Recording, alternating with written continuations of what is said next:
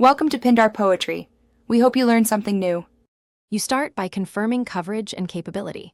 Check Vodafone's coverage for your exact street, then verify your SIM and plan include 5G.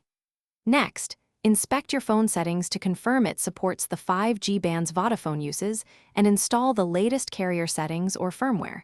This avoids mismatched bands. Once done, power cycle the device and insert the SIM in the primary slot if applicable. These initial checks prevent wasted troubleshooting later and get you onto the network quickly. You now enable and optimize. Open network settings and select 5G or 5G/4G auto so the phone can switch seamlessly.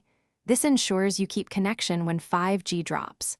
Make sure the APN matches Vodafone defaults and that the carrier profile is updated. Misconfigured APN causes data loss. Also optimize placement. Move near windows or higher floors to improve signal, because 5G mmWave and midband are more line-of-sight sensitive than 4G. Finally, test speed with a reliable app to confirm performance.